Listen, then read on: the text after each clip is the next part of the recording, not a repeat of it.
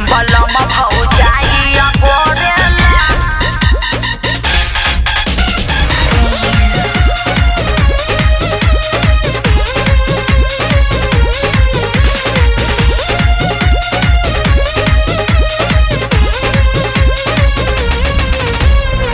गैलू ससुरव जवनियो न खिलल का कहिया रहिले दा हमरद मिलल।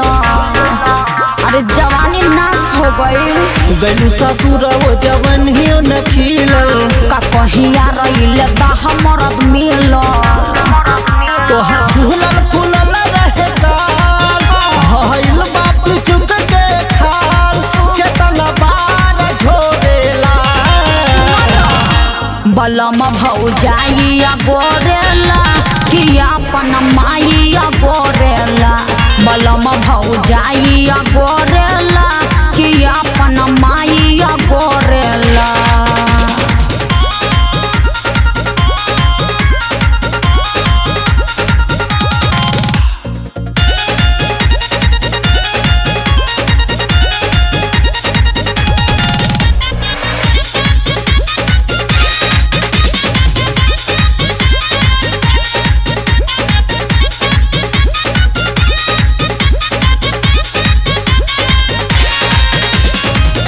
कहा बेरा दिल के ठुक ठुकावेला के वाड़ी। पाकल बाटे बारह ओकर पाक गइल दारही। अरे हम पे तनिको ध्यान ना देवेला। कहा बेरा दिल के ठुक ठुकावेला के वाड़ी। पाकल बाटे बारह ओकर पाक गइल दारही। का कहीं तोहर परती परल हई खेत केतना बार कोड़ेला।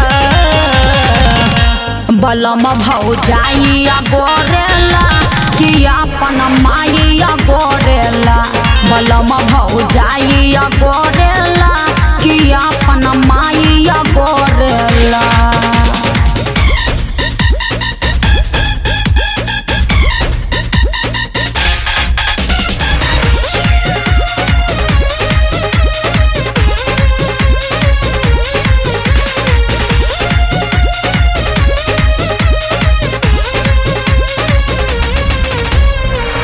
राहत भरम के तना बार पलंगिया तोहर हिलेला। प्यार वाला मजा नहीं अनुज पाड़े में मिलेला। राहत भरम के तना बार पलंगिया तोहर हिलेला। प्यार वाला मजा नहीं अनुज पाड़े में मिलेला। कैसे कह देलू जानवर दास आके चर ले तू अंकित के घास केतना बार खोरेला। बलम भौजाइया गोरेला कि अपन माइया गोरेला। बलम भौजाइया गोरेला कि अपन माइया गोरेला। हम तो शादी करके फंस गइनी एकरा से।